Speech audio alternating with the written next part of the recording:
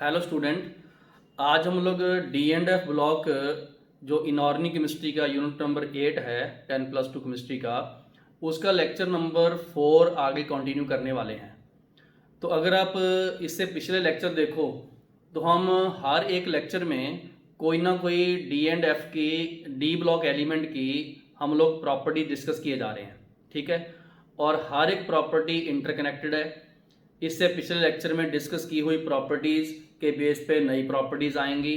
तो आज हमने जो प्लान किया हुआ है इस लेक्चर नंबर 4 में, हमने कैटालिटिक प्रॉपर्टी के डी एंड एफ के कैटलिस्ट क्यों हैं, ये अलॉय क्यों बनाते हैं, और ये इंटरस्टिशियल कंपाउंड क्यों बनाते हैं, और उनकी हमने कुछ स्पेशल प्रॉपर्टी डिस्कस करनी है। सबसे पहले हम लोग शुरू करेंगे। पहली प्रॉपर्टी है कैटालिटिक प्रॉपर्टी। लिखो जी, catalytic property of D block element. ये लो, ये लिखो, ठीक है। लो बच्चे, ये डायग्राम ध्यान से देखो, डायग्राम ध्यान से देखो। और इस डायग्राम में हमने एक निकल कैटलिस्ट यूज किया हुआ है। ये निकल कैटलिस्ट यूज किया हुआ है। इसके अराउंड इथीन गैस के मॉलिक्यूल, हाइड्रोजन के molecule, ethene hydrogen, hydrogen ethene, hydrogen. तो ये कैटलिस्ट है। यहाँ एक नोट भी कर लो, ये इसको बोलेंगे हम सॉलिड कैटलिस्ट, सॉलिड कैटलिस्ट, ठीक है। अगर नॉर्मली अपने इक्वेशन की बात करें तो इधर इथीन है, ये हाइड्रोजन है, निकल एज ए कैटलिस्ट है, रिएक्शन हाइड्रोजनेशन है, प्रोडक्ट इसमें इथेन बनेगा। तो यहां पर जो निकल है ये डी ब्लॉक एलिमेंट का, डी ब्लॉक का एलिमेंट है मेटल का, और एज ए कैटलिस्ट काम कर रहा है, ठीक। तो ये सारा फिनोमेना मैं समझाऊंगा, आप साथ में डायग्राम बनाते जाओ वीडियो रोक के। और इधर मैं सबसे पहले कुछ थ्योरी के पॉइंट लिखाता हूं। वो क्या है कि most of the catalyst belong to transition metal या डी ब्लॉक एलिमेंट। इसके बहुत सारे आपको एग्जांपल मिलेंगे, ठीक है। अब रीजन ऐसा क्यों करते हैं वो हम लोग बाद में डिस्कस करते हैं। पहले एग्जांपल, पहले तो कैटलिस्ट यूज हो because they used to increase the rate of reaction without participating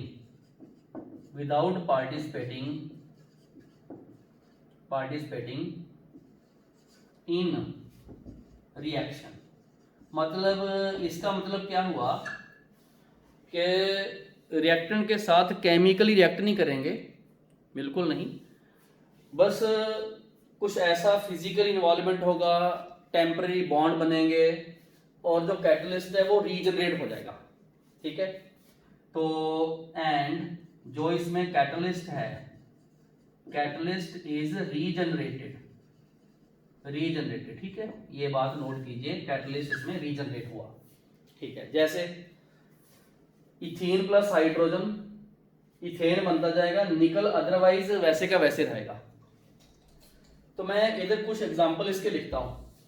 example ध्यान रखना, एग्जांपल हमने वो लेने हैं जो हम केमिस्ट्री के किसी और चैप्टर में भी पढ़ रहे हैं या इस चैप्टर में भी जिसका रेफरेंस दिया हुआ है। लिखो जी एग्जांपल। सबसे पहला देखो, आयरन एंड मॉलिब्डेनम, ये यूज होता है in the preparation of ammonia by Haber process, इसमें यूज होता है, सुना हुआ है। Second V2O5। अब ये ध्यान रखना, अकेले एलिमेंट नहीं, उनके कंपाउंड भी काफी ऐसे हैं जो यूज होते हैं। V2O5 is used in conversion of SO2 to SO3 in preparation of H2SO4 by contact process। ये P ब्लॉक में आ जाएगा। P ब्लॉक में हमने H2SO4 पढ़ना है तो उसमें आएगा, ठीक है। P ब्लॉक में अमोनिया हमने प्रिपेयर करना है, उसमें आ जाएगा, ठीक है। तो जो हमने एग्जांपल यूज करते जा रहे हैं वो किसी ना किसी और चैप्टर में हमने याद कर लेने और वहां रिवीजन भी होगी। चलो जी नेक्स्ट, तीसरा एग्जांपल क्या है? निकल सुना हुआ है, प्लेटिनम, पैलेडिनियम। ये यूज होता है किसमें? इन हाइड्रोजिनेशन। ये जो एग्जांपल में लिखा हुआ है, हाइड्रोजिनेशन किसका? Of alkyne, alkyne, arene and even fat. जैसे अपने हार्डनिंग ऑफ द ऑयल भी करते हैं तो उनमें भी यूज करते हैं, ठीक है। चलो आगे और चलते हैं, ठीक। एक और लिखता हूं, TiCl4 plus AlCH3 whole thrice. इसको बोलते हैं अपने जिगलर नाटा कैटलिस्ट। ये जिगलर नाटा कैटलिस्ट है और ये यूज होता है in the polymer formation. Polymer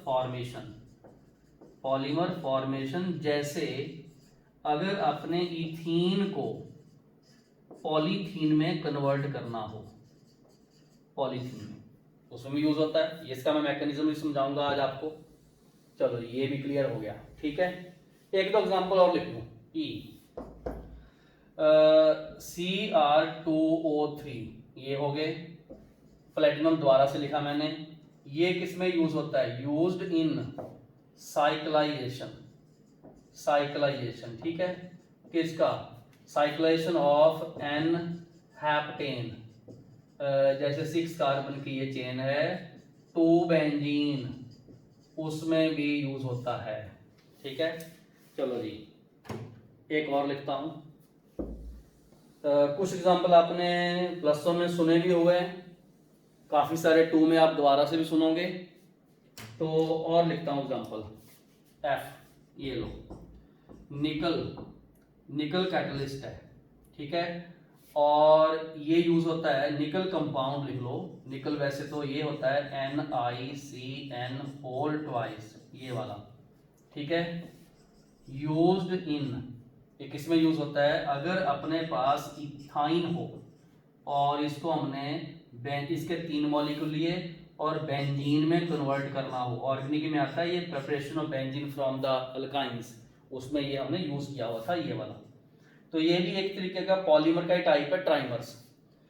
तो आपने देख लिया, मैंने काफी सारे एग्जांपल लिखे हैं और बहुत सारे एग्जांपल है, एंड मैनी मोर आप लिख सकते हो, ठीक है। तो आपने देखा कि डी ब्लॉक के एलिमेंट या उनके कंपाउंड काफी सारे कैटलिस्ट में यूज होते हैं और उनके मैंने एग्जांपल आपको यहाँ क्योट भी कर दिए, लिखवा भी दिए, और बहुत सारे ऐसे और भी एग्जांपल हैं। इवन एक एग्जांपल और मैं लिखवाता हूँ आपको, जैसे PdCl2 है, ठीक है। ये यूज होता है अगर अपने पास इथाइन हो और उसको कन्वर्ट करना हो CH3CHO में, और उस प्रोसेस का नेम है वॉकर प्रोसेस। ये आप लोग ऑर्गेनिक केमिस्ट्री में पढ़ोगे एल्डिहाइड की प्रिपरेशन में। तो ये PdCl2 भी इसमें यूज होता है, ठीक है। क्लियर हो गया, ओके। अब सबके मन में ऐसी क्रोसिटी होती है कि डी ब्लॉक एलिमेंट या उनके जो कंपाउंड्स हैं वो कितने फेमस हैं इन टर्म्स ऑफ कैटलिस्ट। तो ये ऐसा कौन सी बात है कि ये वाले एज ए कैटलिस्ट यूज होते हैं? चलो जी अब रीजन लिखो कि why they are used catalyst, ठीक है। यहां आपने लिखना reason to show catalytic property. लो जी, reason to show catalytic property, ये अपने रीजन शो करते हैं। पहला रीजन, लो जी, ये जो मैंने शुरू में डायग्राम बनाया, ये डायग्राम रीजन ही है एक। क्या है? जो निकल है वो एक सॉलिड है, सॉलिड कैटालिस्ट है, और इसने क्या किया इसने अपना सरफेस एरिया प्रोवाइड किया। क्या किया? सरफेस एरिया प्रोवाइड किया। मतलब जब भी हमने एक कंटेनर में इथीन और हाइड्रोजन मिक्स करके रिएक्शन करवाने की ट्राई की तो रिएक्शन बहुत स्लो थी। उसके बाद हमने क्या किया, फाइनली डिवाइडेड निकल का पाउडर डाल दिया, सरफेस एरिया बहुत हो गया। तो ये वही निकल है। ये निकल के क्रिस्टल हैं, बहुत माइन्यूट क्रिस्टल हैं, माइक्रो लेवल पे। इसमें निकल के ये एटम्स है, सारे क्रिस्टल की फॉर्म में अरेंज्ड हैं, सॉलिड कैटलिस्ट है और ये निकल का क्रिस्टल है। हुआ क्या, अदरवाइज इनमें रिएक्शन जो थी बहुत स्लो थी। तो ये जो इथीन और हाइड्रोजन है ये इनके सरफेस पे ऐसे एब्जॉर्ब हो गए। इन्होंने बॉन्ड बना लिए, टेम्परेरी बॉन्ड, चाहे वॉन डर वाल फोर्स लिख लो, इस तरीके से इन्होंने टेम्परेरी बॉन्ड बना लिया। आप डायग्राम को इस तरीके से शो कर लो। पहला क्या है, पहला इसमें ऐसा लिखा जाता है कि दे प्रोवाइड सरफेस एरिया, ये सरफेस एरिया प्रोवाइड करते हैं। ठीक है, ये पॉइंट बना हमारे पास। They provide surface area on which the reactant या रिएजेंट लिख लो, खास करके जो गैसेस होती हैं, ठीक है, गेट एडजॉर्ब, ये एडजॉर्ब हो गए, एडजॉर्ब का मतलब सरफेस पे एडजॉर्ब हो गए। ठीक है, बाय फॉर्मिंग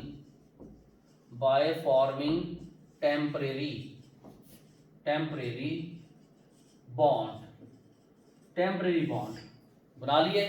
ठीक है, एडजॉर्प्शन होगी, टेम्परेरी बॉन्ड बना लिए। ठीक है, इससे क्या होगा, ड्यू टू दिस, इसके कारण क्या होगा, जो रिएक्टेंट के अपने बॉन्ड है वो वीक हो जाएंगे। Due to this the bonds of reactant get weakened हो गए, वीक हो गए, कमजोर हो गए। And reaction become faster, reaction क्या होगी, फास्टर होगी, फास्टर। तो यही तो आपने लिखना है कि कैटलिस्ट क्या करता है, रिएक्शन को तेज करता है। मेन चीज ये हुई कि इसने सरफेस एरिया प्रोवाइड किया और इसके सरफेस के ऊपर, अब इसने सरफेस एरिया प्रोवाइड किया। आप एक ध्यान रखो, निकल इसमें देखो, अगर आप गिनो तो ये सारी इसकी वैलेंसीज हैं जो सराउंडिंग निकल से जुड़ी हुई हैं। सरफेस के ऊपर फ्री वैलेंसीज होती हैं और उन फ्री वैलेंसीज के ऊपर जो रिएक्टेंट हैं वो एब्जॉर्ब हो जाते हैं और अपने इनके बॉन्ड वीक हो जाते हैं। एक पॉइंट यहाँ मैं और लिखवा दूं यहाँ पर, वो ये पॉइंट है, कौन सा, मोर ओवर, इसके साथ ही एक नई चीज, मोर ओवर एक डेल्टा एच एडजॉर्प्शन है, ये नेगेटिव होती है, ये रिलीज। ठीक है, निकल कैटलिस्ट है, सॉलिड कैटलिस्ट है। इसके सरफेस पे जब ये reactant molecule ethene hydrogen absorb हुए तो वहां से ऐसे एनर्जी निकली माइनस डेल्टा एच एडजॉर्प्शन, ये एनर्जी निकली और यही एनर्जी आगे जाके एनर्जी ऑफ एक्टिवेशन की फॉर्म में प्रोवाइड हुई। ठीक है, release which help to provide the energy of activation. तो जो नेट एक्टिवेशन चाहिए होगी वो कम हो जाएगी। ठीक है, तो इसीलिए मतलब ये अल्टीमेटली ये देखा हमने कि ये सरफेस एरिया प्रोवाइड करते हैं। ठीक है, दूसरा पॉइंट इसके साथ ही मिलता जुलता लिखाऊंगा मैं। दूसरा पॉइंट वो कौन सा है, लो जी, दूसरा पॉइंट इसमें ये है, बहुत कॉमन सा वर्ड आपने सुना हुआ है कि they lower down the energy of activation, hence provide हाँ जी क्या, लो एनर्जी पाथ। ठीक है, ड्यूरिंग रिएक्शन। ये जो वर्ड है ये कहाँ से लिया गया, ये लिया गया केमिकल काइनेटिक्स में। जब हम फैक्टर डिस्कस करते हैं तो वहां पर कैटलिस्ट का रोल होता है। कैटलिस्ट करता क्या है, अगर आपको थोड़ा सा भी याद हो तो यहाँ पर रिएक्टेंट है, इधर प्रोडक्ट है, ये रिएक्टेंट है और ऐसे इसने थ्रेशोल्ड एनर्जी गेन की और ये प्रोडक्ट में चेंज हो गया और ये इसकी जो एनर्जी ऑफ एक्टिवेशन है विदाउट कैटलिस्ट है, EA, this is EA, without catalyst है। अगर मैं इसमें कैटलिस्ट ऐड कर दूं तो क्या करेगा, ये लो एनर्जी पाथ ऐसे प्रोवाइड कर देगा और ये वाली जो एनर्जी होगी वो होगी EAC, एनर्जी ऑफ एक्टिवेशन। अब जो बाकी बची हुई है ये वाली, ये वही जो एनर्जी एब्जॉर्प्शन निकली थी उसने प्रोवाइड की है। तो इस तरीके से ये कैटलिस्ट इंपॉर्टेंट रोल प्ले करते हैं। 2 रीजन हो गए, तीसरा रीजन एक और बताता हूँ। लो जी, तीसरा रीजन, इनमें मल्टीपल ऑक्सीडेशन की टेंडेंसी है, मल्टीपल ऑक्सीडेशन की टेंडेंसी है। ठीक है, मैं अभी वो आपको समझाता हूँ। मल्टीपल ऑक्सीडेशन की टेंडेंसी है। लो जी, ये तो कैटलिस्ट था, सरफेस एरिया प्रोवाइड करने वाला कंसेप्ट। अब इनमें मल्टीपल या वेरिएबल ऑक्सीडेशन की टेंडेंसी भी है। ठीक है, और उससे कुछ नई नई चीजें आपके सामने आएंगी। लो बेटा सुनो, तीसरा पॉइंट क्या है, transition metal have tendency to show multiple, more than one multiple oxygen state, या ऐसे लिखते हैं वेरिएबल ऑक्सीजन स्टेट। लो जी, ये बात समझाता हूं, इसका एग्जांपल मैं इधर लिखवाऊंगा। लो जी, एग्जांपल 1, एक नहीं 2 एग्जांपल लिखवाऊंगा। ठीक है, क्या करो आप लोग, इधर लिख लो S2O8 -2 प्लस लिख लो 2I माइनस, और जब रिएक्शन होगी यहाँ I2 है और 2SO4 -2 एक रिएक्शन है। ठीक है, सुनो ध्यान से, इसमें हमने ये Fe+3 as a catalyst use किया, ये लो ये यूज किया। ठीक है, देखिए हर एक रिएक्शन के पीछे जो लॉजिक लगता है उसका प्रूफ होता है एक्सपेरिमेंटल प्रूफ। ठीक है, डाला हमने Fe+3, लेकिन जब इन्होंने सारा मिक्स करके उनमें से कुछ ड्रॉप लेके चेक किया तो वहां पर उनको Fe+2 भी मिला। क्या मिला? Fe+2 भी मिला। तो इसका जब इन्होंने मैकेनिज्म डिस्कस किया फ्रॉम द एक्सपेरिमेंट, ये एक्सपेरिमेंटल मैकेनिज्म डिस्कस किया, तो हुआ क्या, उसमें जो Fe+3 था वो इस 2I- से रिएक्ट करके खुद चेंज हो गया Fe+2 में, और यहां पर I2 गैस निकली। ठीक है, इसका मतलब इसकी टेंडेंसी है कि ये 3 के साथ साथ 2 भी शो कर सकता है। और यहां पर Fe+3 ये खुद क्या हो गया, रिड्यूस, इसने कर दिया ऑक्सीडाइज, तो ये रिड्यूसिंग एजेंट का काम कर गया। समझ आया? बिल्कुल समझ में आया, कोई दिक्कत नहीं है। उसके बाद क्या हुआ, जो Fe+2 है ये हमारे पास, इसने रिएक्शन की S2O8 -2 से, और फिर 2Fe+3 बना और 2SO4 -2 बना। ठीक है, अब देखिए ये तो कट गया, देखो कट गया। ठीक है, Fe पहले था, Fe बाद में आ गया, वो तो कैटलिस्ट है ही, कोई दिक्कत नहीं इसमें। ठीक है, इस केस में जो Fe+2 है खुद क्या हो गया, ऑक्सीडाइज, और ये बन गया रिड्यूसिंग एजेंट। आप सोचो किसका हुआ बच्चे, यहां पर ये +6 है और ये भी +6 है, लेकिन इसमें जो O है वो -1 है, परऑक्साइड फॉर्म में है, यहां पर O है -2 में, ये देखो इसका रिडक्शन हुआ ये। तो अल्टीमेटली इसके मैकेनिज्म में ये चीज सामने आई कि वेरिएबल ऑक्सीजन स्टेट होना आयरन की उसके कैटलिस्ट का एक्ट करने में सपोर्टिव थी, कैटलिस्ट एक्ट करने में काम आई, क्योंकि वेरिएबल थी, 3 की बजाय 2 भी शो कर सकता था, तो यहां पर वेरिएबल ऑक्सीजन स्टेट वाला काम आया। तो मैंने इसके एग्जांपल 1 में लिख दूंगा कि जो Fe+3 है used to convert the reaction between, किसके बीच में, S2O3 एंड I- इनटू, ठीक है, इनटू SO4 -2 एंड I2, मतलब ये इसका वेरिएबल का पहला एग्जांपल आ गया। लो जी, एग्जांपल नंबर 2, अब लिख लो V2O5 ऑल्सो यूज्ड, ठीक है, टू कन्वर्ट, ये भी कन्वर्ट करने में यूज हुआ किसको, SO2 to SO3 में। अब देखते हैं कैसे। तो अगर अपने इसका मैकेनिज्म देखें तो इसमें भी वेनेडियम की वेरिएबल ऑक्सीजन स्टेट है। मैं इसका स्टेप वाइज मैकेनिज्म लिख देता हूँ, कोई दिक्कत नहीं है। ये लो एग्जांपल अपने 2 करते हैं इसका, ठीक है। एग्जांपल नंबर 2 करते हैं। लो बेटा कैसे, देखो आप सबको पता है SO2 है प्लस O2 है और ऐसे SO3 चेंज हुआ और इसमें जो हमने कैटलिस्ट यूज किया वो V2O5 सॉलिड यूज किया, रिएक्शन हुई इनमें, ठीक है। कैसे हुई होगी, लो बेटा सबसे पहले SO2 प्लस V2O5, ठीक है, V2O5 ये तो चेंज हो गया SO3 में, इसका मतलब ये +4 +6 में चेंज हो गया, ये हो गया ऑक्सीडाइजिंग एजेंट और ये अल्टीमेटली V2O4 में चेंज हो गया। यहाँ पर ये +5 था, इधर ये +4 है, तो V2O5 ने अपनी वेरिएबल ऑक्सीजन स्टेट का कॉन्सेप्ट यूज किया, ठीक है। उसके बाद बेटा क्या है कि जो V2O4 है अब O2 से रिएक्शन करेगा और वो V2O5 बन गया। यहाँ पर हमने हाफ लगा देना, ये देखो ये +4 वाला वापस +5 में, क्योंकि यहाँ पर ये स्टेबल है एंड में।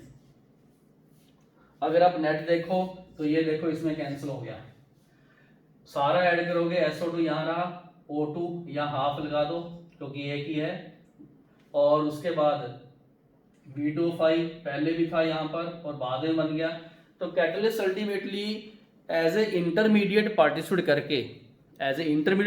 करके due to variable oxygen state तो उसमें इन्वॉल्व हो गया। हमने एक चीज यहाँ स्पेशल लिखनी है कि इस पॉइंट में due to variable oxygen state the जो इसमें कैटलिस्ट है यूज्ड एज इंटरमीडिएट, इसमें इंटरमीडिएट फॉर्मेशन में यूज हुआ, ठीक है, इंटरमीडिएट। और अल्टीमेटली मतलब ऐसा भी देखा जाता है कि इन दोनों की रिएक्शन मिला के हम लोग डेल्टा जी जो है वो माइनस देख लेते हैं और नेट मतलब हो सकता है एक की प्लस हो और एक की माइनस हो, तो हम लोग ऐसा देख लेते हैं कि दोनों की नेट रिएक्शन जो है वो डेल्टा जी हमने माइनस देखनी होती है और थर्मोडायनामिकली हमें फेवर करना होता है। चलो जी, अब हम लोग एक फोर्थ एंड लास्ट रीजन इसका पढ़ते हैं, फोर्थ एंड लास्ट रीजन, ठीक है। वो पहले रीजन लिख लो। चौथा रीजन ये है कि ट्रांजिशन मेटल जो है कॉम्प्लेक्स, ठीक है, फॉर्मेशन, ये भी इसका एक रीजन है। Transition metal complex formation with reactant, ये भी इसका एक रीजन है कि ये कैटलिस्ट का काम कर सकते हैं। मैं आपको एक एग्जांपल इसका इधर एग्जांपल लिखवाऊंगा, वहां पर इसकी थ्योरी लिखवाऊंगा, ठीक है। एग्जांपल क्या है इसका, लो जी, एग्जांपल बहुत फेमस एग्जांपल है, आगे जाके आप पॉलीमर भी पढ़ोगे इसको। लो जी, वो है polymerization of ethene using Ziegler Natta catalyst, ठीक है। ये जब अपने इस चैप्टर के एंड में applications of the d block element पढ़ेंगे उसमें आपको एग्जांपल आएगा कि Ziegler Natta catalyst is used in manufacturing of the polythene from the ethene by complex formation, ठीक है। समझाता हूं कैसे। लो जी, ये है अपने पास CH2 डबल बॉन्ड CH2, इसके N मॉलिक्यूल हैं, ठीक है। हमने ये वाला कैटलिस्ट यहाँ रख दिया, जिगलर नाटा कैटलिस्ट, ठीक है। उसके बाद CH2 बॉन्ड खुल गए और ये पॉलीमर बन गया, ये पॉलीथीन है। क्या है ये? Polythene, this is polythene. Catalyst कौन सा होता है, क्या है? TiCl4 plus AlCH3 whole thrice, ये कैटलिस्ट है। जब अल्टीमेटली ये कैटलिस्ट का रोल देखा गया तो क्या था, यहाँ टाइटेनियम है, ये Cl1 Cl2 Cl3 Cl4, हमें पता है इसके पास वेकेंट डी ऑर्बिटल है, ये रहे, है ना। इसका मतलब वेकेंट डी ऑर्बिटल का रोल भी कैटलिस्ट में है, ठीक है, प्लस। तो ये जो इथीन है CH2 डबल बॉन्ड CH2, इसका पाई बॉन्ड इसके साथ ऐसे कॉम्प्लेक्स बना देगा पाई बॉन्ड, ठीक है। जैसे ही पाई बॉन्ड कॉम्प्लेक्स बनाएगा तो हुआ क्या, टाइटेनियम ने अपनी वैलेंसी एक्सटेंड कर ली, मतलब 4 से 5 बन गया, ये देखो ऐसे। जब इससे बॉन्ड बनाया तो CH2 सिंगल बॉन्ड CH2, ये देखो डॉट बन गया डॉट। अब फर्दर अगर मैं देखो यहां पर मैंने N यूज किया, उस N में से मैंने एक तो यूज कर लिया, और अगर मैं N-1 CH2 double bond CH2 और यूज कर लूं, मतलब वो इसके साथ ऐसे लिंक बना लेगा, तो ये एक लंबी सारी चेन बन जाएगी, और अल्टीमेटली अपने पास CH2 सिंगल बॉन्ड CH2 का होल N, ये पॉलीमर बन जाएगा, इसका मतलब टाइटेनियम क्लोराइड का रोल क्या है, लो जी यहां लिखिए, कॉम्प्लेक्स फॉर्मेशन लिखो, TiCl4 form complex with the reactant जैसे ethene due to vacant D orbital, इसका मतलब वेकेंट डी ऑर्बिटल का भी रोल है, एंड हेंस द चेन जो है, चेन ग्रो, ठीक है, ग्रो करती है एज पॉलीमर इसमें कौन सा बना, पॉलीथीन। एक बार ये ऐसे रिएक्शन करने के बाद इसने ये देखो फ्री रेडिकल बना दिया, और उस फ्री रेडिकल के ऊपर बार बार ये रिएक्टेंट जुड़ते जाएंगे और एक लंबी सारी चेन बन जाएगी, और एट द एंड जब हमने रिएक्शन को रोकना है तो हम कुछ ऐसा ऐड करेंगे कि ये कैटलिस्ट सेपरेट हो जाएगा और वो पॉलीमर बन जाएगा।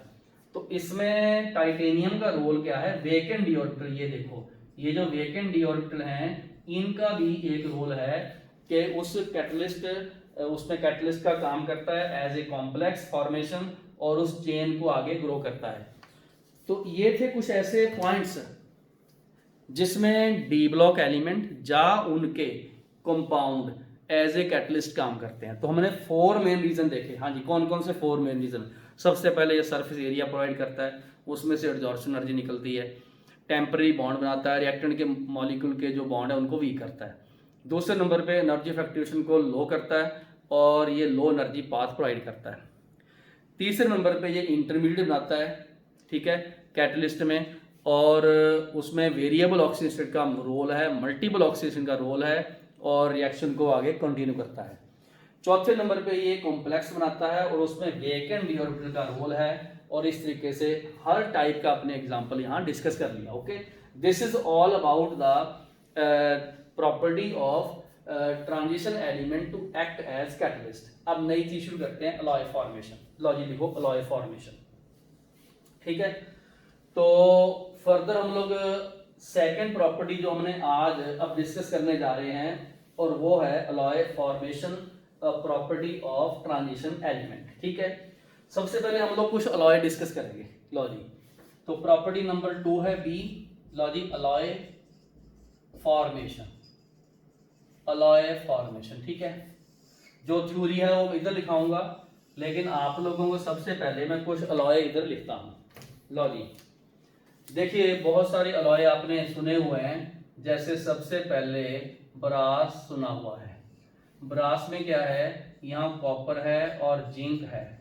कॉपर इसमें 66% और जिंक इसमें 34%। इसी तरीके से ब्रॉन्ज है, ब्रॉन्ज ब्रॉन्ज, उसमें क्या है, कॉपर है और टिन है। ये 82% है और ये 18% है।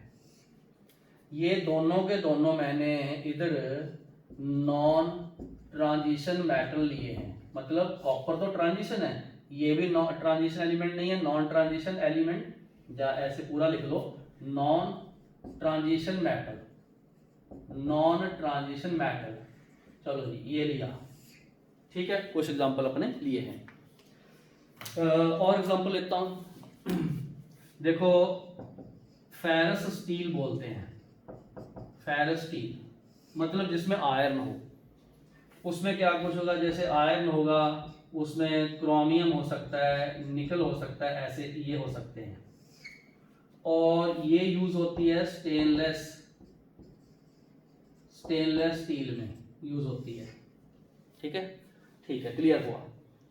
लो बच्चे, जो चीज मैंने लिखी है सारी, वो चीज प्रैक्टिकली कैसे एग्जिस्ट करती है।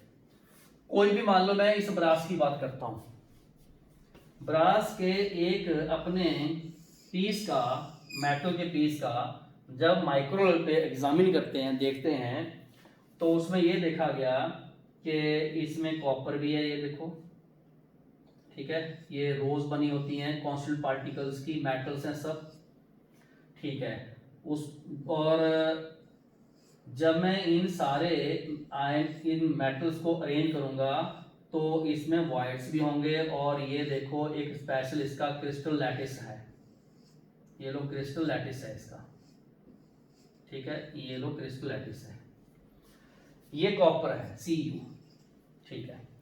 अल्टीमेटली होता क्या है, देखो, अगर मैं कॉपर लिक्विड को और जिंक लिक्विड को ऐसे मिक्स कर दूं, उसके बाद में कूलिंग करूं,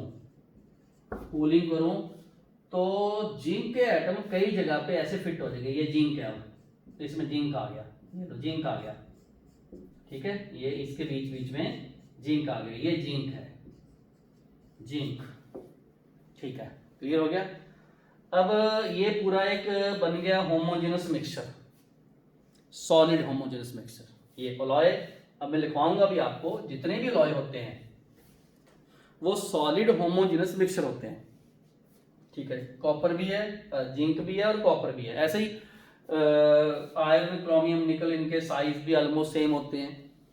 तो अलॉय फॉर्मेशन का जो कॉन्सेप्ट है वो मैं समझाता हूं, लिखो जी, many transition metal form alloy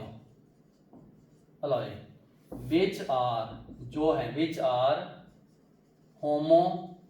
homogeneous solid solution है, होमोजीनियस सॉलिड सॉल्यूशन मतलब मिक्सचर है। मैंने सॉलिड वर्ड क्यों यूज किया, क्योंकि इसके क्रिस्टल्स होते हैं, फॉर एग्जांपल ब्रास, ब्रॉन्ज, ठीक है, उसके बाद आ जाता है स्टील, फिर ऐसे आएगा यूके कॉपर कॉइन, ठीक है, सिल्वर यूके कॉइन, फिर आ जाएगा ऐसे कॉइनेज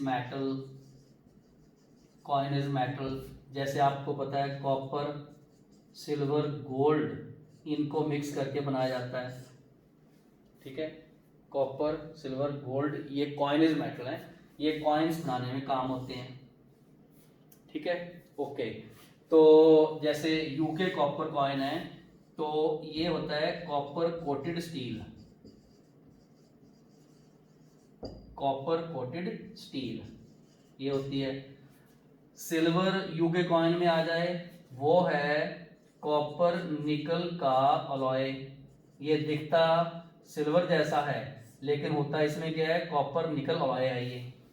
ये पुराने ज़माने में करेंसी जो यूज़ करते थे हमारे देश में भी, तो ये पुरानी करेंसीज यूज़ की हुई हैं सारी, सिल्वर यूके कॉइन या UK copper coin, coinage metals, brass, bronze, steel etcetera, ये वाले, ठीक हो गया। तो ये मैंने कुछ आपको एग्जांपल दिया अलॉय के, ठीक है। लो बच्चे, अलॉय के बारे में अगर पूछा जाए अलॉय क्यों बनाते हैं, रीजन तो हमने देखना। लो जी, रीजन कि ये अलॉय क्यों बनाते हैं, मतलब इनके हम लोग अलॉय कैसे बना सकते हैं। लो जी, रीजन, यहाँ रीजन लिखो, ये ऑब्जेक्टिव में आता है कि ये अलॉय क्यों बनाते हैं। लिखो जी, व्हेन टू और मोर ट्रांजिशन मेटल आर मिक्स्ड, ठीक है, whose metallic रेडियस या रेडियाई, ठीक है, आर ऑलमोस्ट सेम, मतलब नॉट डिफर बाय 15%, इससे not differ by more than 15%, मतलब ये ध्यान रखना आपने। ट्रांजिशन मेटल की खास बात है कि ट्रांजिशन मेटल की किसी भी सीरीज के, जैसे 3D सीरीज अपने देख लें, उनके मेटल के रेडियस में डिफरेंस ज़्यादा नहीं होता, ऑलमोस्ट क्लोज से होते हैं, ठीक है। मेटल रेडियस जिनका ऑलमोस्ट, ये मेन कीवर्ड है, सेम, ऑलमोस्ट इक्वल साइज, और इतना इक्वल के डिफरेंस ज़्यादा 15% से हाई नहीं होना चाहिए, कम 10%, 8%, 9% चलेगा, ठीक है। तो इसमें लिखो जी 1 atom of a transition metal in crystal lattice replaced by other transition metal of almost equal size। ये इसका फंडा है। कॉपर और जिंक के साइज में ज़्यादा डिफरेंस नहीं है, नो डाउट जिंक बड़ा है कॉपर से, लेकिन इतना बड़ा भी नहीं है कि हम लोग इसको ऐड ना कर सकें। तो इसमें जो अलॉयज बनते हैं वो अगर हमने देखे तो ये सब्स्टिट्यूशनल सॉलिड सॉल्यूशन बनते हैं, ठीक है। लो जी कुछ बातें और लिखाऊंगा मैं। लो बच्चे अब ये लिखो कि ये तो हो गया कीवर्ड के, मतलब अगर आप एक एटम को निकाल के दूसरा रिप्लेस करो तो उसकी क्रिस्टल स्ट्रक्चर में कोई फर्क नहीं पड़ने वाला, और क्योंकि उनके साइज में ज़्यादा डिफरेंस नहीं है हम उसको रिप्लेस कर सकते हैं, तो अलॉय बनाते हैं। लो जी अब बच्चे कुछ प्रॉपर्टीज इनकी लिखवा दूं मैं, अलॉयज वगैरह की, ठीक है। लो जी प्रॉपर्टी लिखवा दूं अलॉयज की। पहली प्रॉपर्टी क्या है? पहली प्रॉपर्टी इसमें ये लिखेंगे कि जो ऑक्सीडेशन स्टेट होती है of all metal in alloy हमने 0 लेनी है। ये लो पहली बात, ठीक है, 0 लेनी है। मतलब कभी भी ऐसा नहीं कि कॉपर +2 है, जिंक +2 है, चार्ज है, नो, बिल्कुल 0 लेनी है। दूसरे नंबर पे जो अलॉय होते हैं वो हार्ड भी होते हैं और इनका हाई मेल्टिंग पॉइंट भी होता है। तीसरे नंबर पे ये रिटेन करते हैं, रिटेन कंडक्टिविटी, ये कंडक्टिविटी रिटेन करते हैं, मतलब इनकी कंडक्टिविटी एज इट इज रहती है। सम प्रॉपर्टीज लाइक जैसे क्रोजन लेस होना, ठीक है, are superior to the pure metal. मतलब जैसे हम लोग ऐसा देखें कॉपर को या जिंक को, इनको क्रोजन लगती है, लेकिन हम अगर ये देखें ब्रास है, ब्रॉन्ज है, तो ये देयर लेस रिएक्टिव और इनर्ट हो जाते हैं, ठीक है, ये ध्यान रखना आपने। तो केमिकली इनर्ट होते हैं। पांचवें नंबर पे भी लिखो many of the alloy are chemically inert, chemical inert होते हैं। और लास्ट पॉइंट इसमें ये लिखवा दूं आपको, वो क्या है कि जो अलॉयज हैं इधर, alloys of transition metal are, ये होते हैं सब्स्टिट्यूशनल सॉलिड सॉल्यूशन।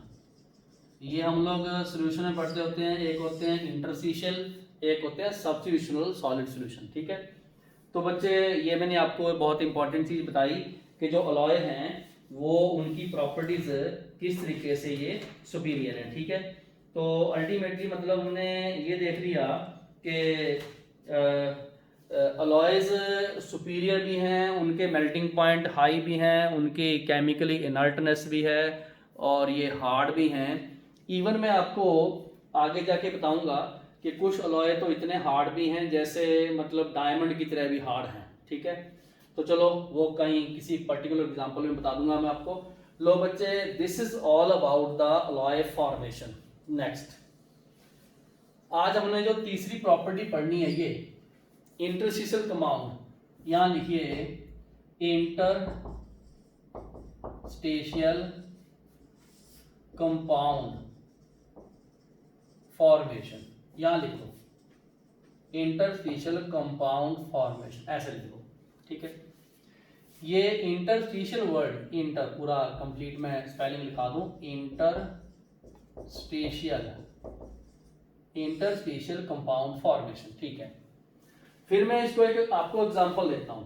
लो बच्चे, बहुत सारे एग्जांपल है अपने पास, लो जी एग्जांपल लिखते हैं। देखिए बनते कैसे वो भी बताऊंगा आपको, पहले मैं आपको एग्जांपल लिखवा दूं इधर, ठीक है। लो जी एग्जांपल लिखवाता हूं। जैसे टाइटेनियम कार्बाइड, इसको लिख लो कार्बाइड, यहां लिखो मैंगनीज नाइट्राइड, ये नाइट्राइड है। फिर आप लिख लो Fe3, ये है हाइड्राइड, आप समझे जा रहे हो ना, हाइड्रोजन के हाइड्राइड, नाइट्रोजन के नाइट्राइड, कार्बन के कार्बाइड लिख लिए। फिर आप लिखो इसमें वैनेडियम, क्या हाइड्राइड है, ये मैंने, आप ध्यान रखना नॉर्मली हम लोग देखो ये 4 3 ऐसा लिखते हैं, ये फ्रैक्शन में इनकी स्टेट भी आ गई, ठीक है। इवन वैनेडियम का हाइड्राइड 1.7 ऐसे भी लिख लो आप, वैनेडियम का हाइड्राइड 1.7 लिख लो, ठीक है। ये मैंने कुछ एग्जांपल दिए, इधर आप एग्जांपल लिख लो, चलो जी ये लो यहाँ पर एग्जांपल लिखिए आप, ठीक है। ये हाइड्राइड हैं ये वाले, और एक एग्जांपल लिखो ऐसे स्टील बोराइड, बोराइड मतलब Fe आयरन और B बोरॉन है, और ये ऐसे 4 और ये ऐसे 1.2, ये आयरन के बोराइड भी होते हैं, बोराइड भी होते हैं, ठीक है। लो बच्चे एक चीज यहां आपको बता दूं, बनते कैसे होंगे, बनते कैसे होंगे। देखो मान लो मैंने इनमें से कोई भी यूज किया, ये लो Mn है, Mn मैंने लिक्विड फॉर्म में ले लिया, उसमें अपने नाइट्रोजन गैस ऐड कर दी, हाई प्रेशर पे ऐड कर दी, हाई प्रेशर पे। उसके बाद यहां पर इसका प्रोडक्ट बना, प्रोडक्ट को हमने कर दिया कूलिंग कर दिया। कूलिंग करने के बाद आप सबको पता है यहां पर बनते हैं क्रिस्टल बनते हैं, ठीक है, क्रिस्टल बनते हैं। लो जी वो क्रिस्टल हम कैसे शो करेंगे आपको। क्रिस्टल में एक चीज क्या होती है, ऐसे क्रिस्टल का मैंने एक पीस लिया, आप सबको पता है क्रिस्टल में कांस्टेंट पार्टिकल्स होते हैं, रोज की फॉर्म में होते हैं, टच कर रहे होते हैं, मेटेलिक क्रिस्टल हैं ये सब, ये लो, ठीक है। सॉलिड स्टेट में हम लोग ये सारी चीजें पढ़ते होते हैं कि वहां पर कांस्टेंट पार्टिकल होते हैं जैसे मेटल के एटम, और वहां पर एक रोज बनी होती हैं और उन रोज में ये अरेंज होते हैं। ये ट्रांजिशन मेटल एटम है, नोट कीजिए, ठीक है। और ये जो मैंने शो किए ये वाले सारे, इसको बोलते हैं वॉइड इंटरस्टिशियल साइट, ऐसे लिख लो इंटरस्टिशियल साइट, ये बोलते हैं वॉइड, ये वाली, ये भी वॉइड है, ठीक है।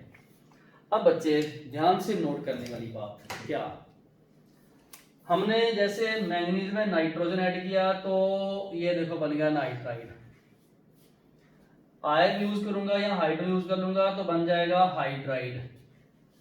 टाइटेनियम में कार्बन पाउडर फॉर्म में ऐड करूंगा तो बन जाएगा कार्बाइड, चाहे कुछ भी हो अपने क्वेश्चन लेना। बट जितने भी ये जो कार्बन है, ये जो नाइट्रोजन है, ये वाले हाइड्रोजन है, ये सब के सब स्मॉल एटम है, ये सब स्मॉल है। अब स्मॉल एटम कहाँ जाता है, स्मॉल एटम जाएगा इन जगह पे, ये स्मॉल एटम इंटरस्टिशियल वॉइड पे चले जाते हैं और इनको बोलते हैं अपने इंटरस्टिशियल कंपाउंड्स। अब ये लिखो, ये स्मॉल एटम है, किसके, कार्बन के हो सकते हैं, नाइट्रोजन के हो सकते हैं, हाइड्रोजन के हो सकते हैं, बोरॉन के हो सकते हैं, एट कहां पर, वॉइड्स। ये डायग्राम बना लो ढंग से। लो बच्चे डायग्राम बनाया, अब यहां लिखते हैं many of the many of the transition metal form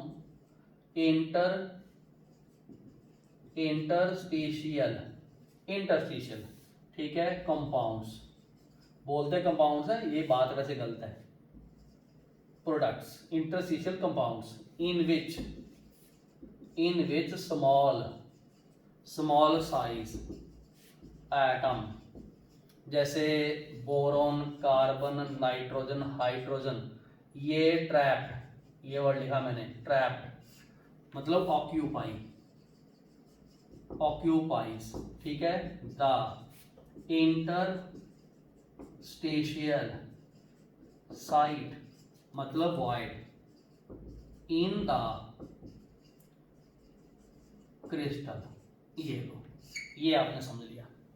interstitial compound बनाते हैं छोटे साइज के एटम, ये वाले इसके एग्जांपल हैं, ये ट्रैप हो जाते हैं, ये दीज आर द ट्रैप्ड, ये ट्रैप्ड हो गए, ठीक, इसमें इंटरस्टिशियल साइड्स में, वॉइड में हो गए, ठीक है। अब इनकी कुछ प्रॉपर्टीज हैं, बन गया, ठीक है। सबसे पहले आपने ये देखा कि ये जो 4 है, ये 3 है, इसका ऑक्सीडेशन स्टेट से कोई लेना देना नहीं है, लो जी। तो मतलब अगर आप ये सोचो कि इनके फॉर्मूले कैसे बनेंगे, तो ये फॉर्मूले नॉन स्टोइचियोमेट्री हैं, लो जी, इनकी प्रॉपर्टीज लिखो।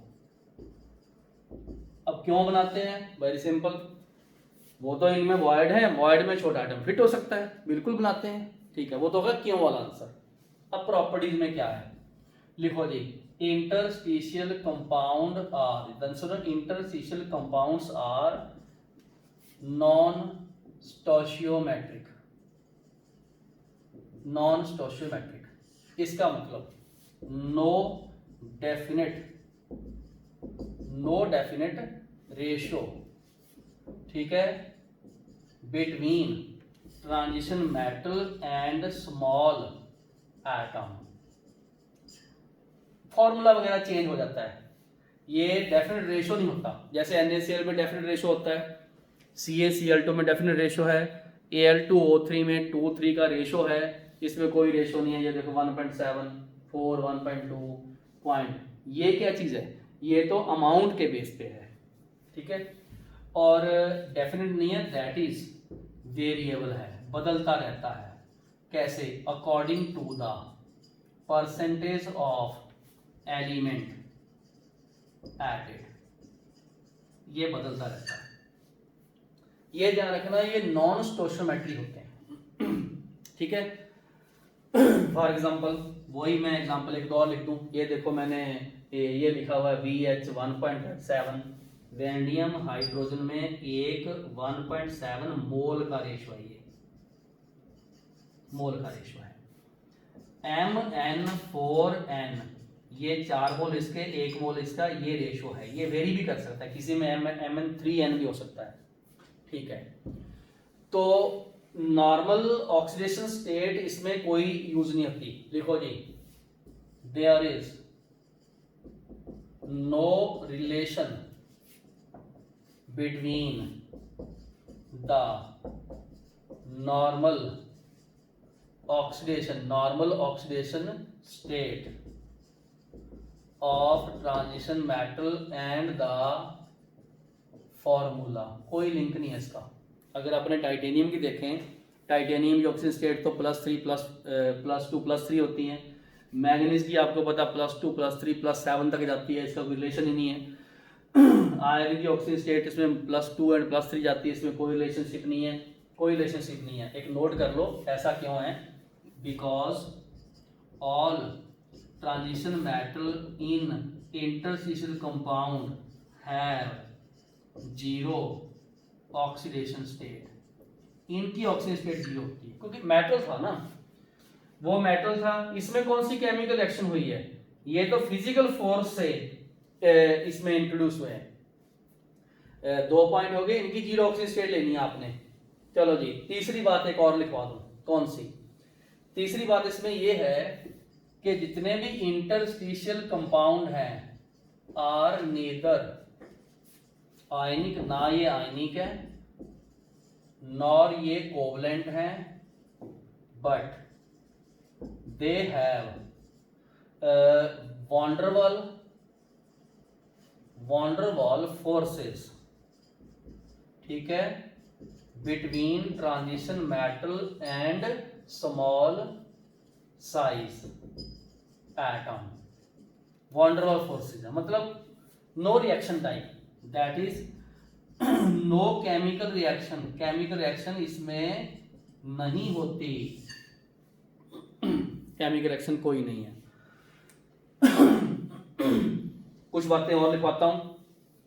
लो जी, इनमें केमिकल रिएक्शन वगैरह कोई नहीं है। तो हम लोग इसमें ये देख रहे हैं कि ये हार्ड भी हैं, कोरोजन फ्री भी हैं। लिख लो, आप सबको पता है जैसे स्टील है, सुना हुआ है आपने, स्टील कंटेन्स, इसमें क्या होता है, carbon in the iron along with chromium या निकल, स्टील में ये सारे होते हैं। ठीक है, तो आपको स्टील का तो पता ही है, स्टेनलेस स्टील, तो मतलब कोरोजन नहीं होते इनमें और इनके मेल्टिंग पॉइंट हाई है। Steel contain carbon, hence interstitial compound have the property of, एक तो लिख लो क्रोजन रेजिस्टेंट है एक तो, और दूसरे नंबर पे इनके हाई मेल्टिंग पॉइंट भी इनकी प्रॉपर्टी है। एंड केमिकली इनर्ट, फिर से लिख लो, अलॉय भी होते हैं और ये भी केमिकली इनर्ट होते हैं। ये बात आपने समझ ली, ठीक है। क्रोजन फ्री है। अब इंटरस्टिशियल कंपाउंड, क्योंकि इनके वॉइड भी ऑक्यूपाई हो गए, तो मैं इनकी पांचवी प्रॉपर्टी एक और लिखता हूं। वो पांचवी प्रॉपर्टी क्या है कि दूसरे नंबर पे they possess better conducting property, इनकी कंडक्टिंग प्रॉपर्टी इवन बेटर होती है, ठीक है, देन द प्योर मेटल से भी इनकी कंडक्टिंग प्रॉपर्टी बेटर होती है। लॉजिक 6 एक चीज और आपको बता दूं, ये इसमें क्या है कि दूसरे नंबर पे आपने कुछ चीजें और इसमें नोट करनी है। वो ये है कि दे आर वेरी हार्ड।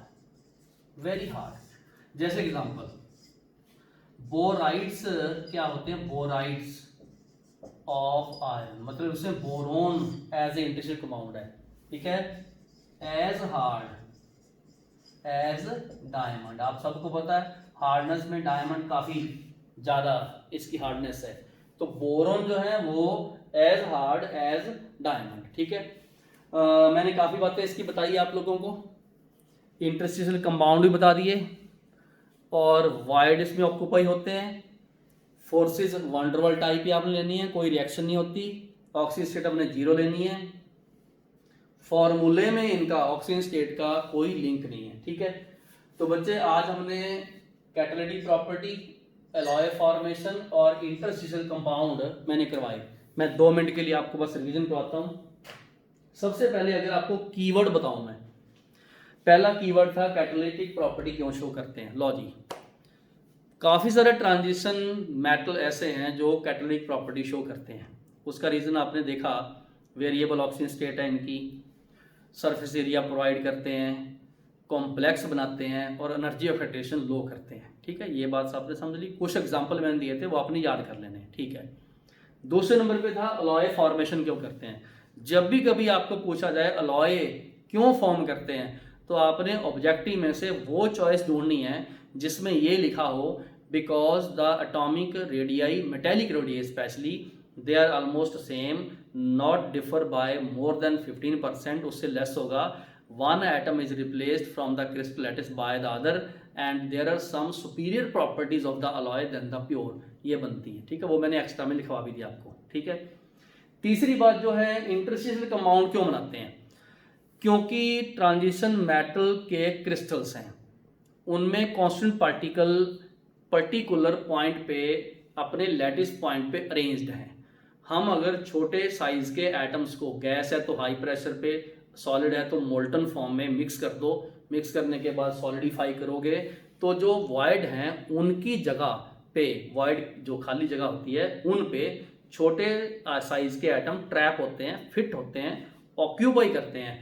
तो उससे ये इंटरस्टिशियल कंपाउंड बनाते हैं जो कि ना तो आयनिक है ना ही कोवलेंट है और नॉन स्टोशियोमेट्री हैं। काफ़ी सारी प्रॉपर्टी इनकी भी सुपीरियर है, जैसे हार्डनेस है, कंडक्टिंग पावर है इनकी, और हाई मेल्टिंग पॉइंट है। ओके, तो ये हमने आज बेटे ख़त्म किया।